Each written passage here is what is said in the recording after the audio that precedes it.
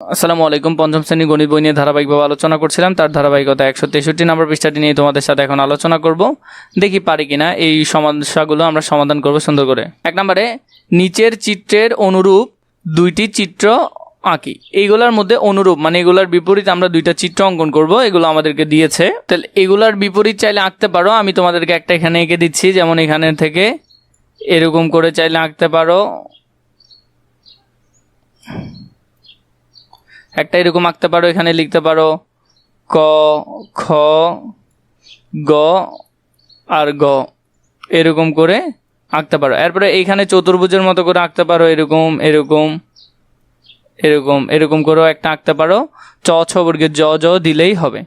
পরে 2 নম্বরে বললো ডান পাশের সামান্তরিকের বাহুগুলোর দৈর্ঘ্য এবং কোণগুলো পরিমাপ নির্ণয় করি। ক এবং গ, ক এবং গ কত?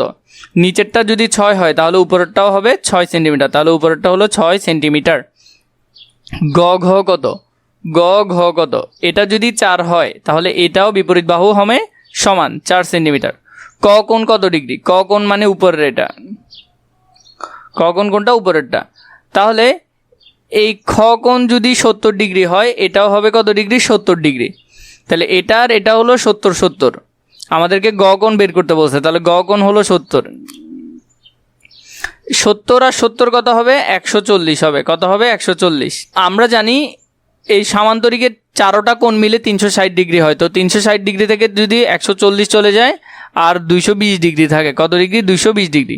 তো 220 ডিগ্রি এ কোণ আর এ কোণ একসাথে, তাহলে 2 কোণে ভাগ করে দিলে হলো কত ডিগ্রি? 110 ডিগ্রি। তাহলে উপরে ক কোণ হবে 110 ডিগ্রি। এইভাবে করে এটা সুন্দর করে সমাধান করতে পারবে। 3 নাম্বার, ডান পাশের চিত্রের গ উ বাহু এবং খ চ বাহুর উপর লম্বগুলো শনাক্ত করে লিখি। এখানের মধ্যে আমাদেরকে বলছে গ উ, গ উ কই? গ উ এটা, এবং বাহু হলো যে কত?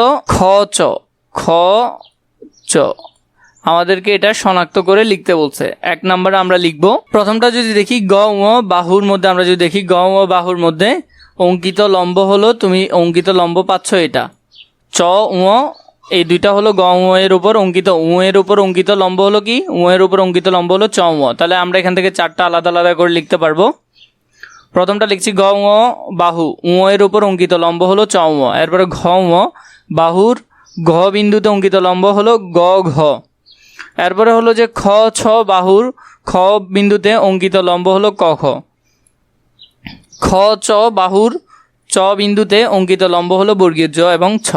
তো এটা এভাবে করে এখানে 4টা সুন্দর করে সমাধান করে ফেলতে পারবে। 4 নম্বরে যদি দেখো নিচের ডান পাশের চতুর্ভুজ আকার চিত্র ক খ গ ঘ উ লক্ষ্য করি এবং নিচের প্রশ্নগুলোর উত্তর দেয়। প্রথমে চতুর্ভুজগুলোর নাম লিখি। প্রথম এটা হলো যে কি? রম্বস। কারণ আমরা জানি রম্বসের 4 বাহু সমান হয়, কিন্তু বাহুগুলো একটু হেলানো থাকে।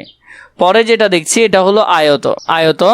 এরপরে ঘ নম্বরে যেটা দেখছি এটা চতুর্ভুজ, এটা হবে যে চতুর্ভুজ, এটা হবে ট্রাফিজিয়াম। ঘ নম্বরটা হবে কি? ট্রাফিজিয়াম। এরপরে এটা বর্গ, এটা সামান্তরিক। আমরা যদি এগুলো লিখি সুন্দর করে, তাহলে কটাকে কি বললাম? রম্বস, খ হলো আয়ত, গ হলো ট্রাফিজিয়াম, ঘ হলো বর্গ এবং উ হলো সামান্তরিক। তো এখানের মধ্যে এভাবে করে তোমরা সুন্দর করে এগুলো লিখতে পারবে। এখানের মধ্যে 4টার মধ্যে লিখে ফেলবে। 2 বললো কোন কোন চতুর্ভুজের 4টি সমকোণ রয়েছে। এখানের মধ্যে বর্গের সমকোণ আছে, মানে 90 ডিগ্রি 90 ডিগ্রি আছে। তারপরে আয়তের আছে, আর কোনোটাতে নাই, তাহলে হবে আয়ত এবং বর্গ। এখানে লিখতে পারি 4টি কোণ সমকোণ রয়েছে খ এবং গ চিত্রের, তার মানে হলো যে খ এবং গ, খ কোণটা এটা এবং গ কোণটা এটা। পরবর্তীতে যদি দেখি 3 নম্বরের মধ্যে কোন কোন চতুর্ভুজের 2 জোড়া বিপরীত বাহু আছে, মানে 2 জোড়া বিপরীত বাহু যেগুলা সমান্তরাল।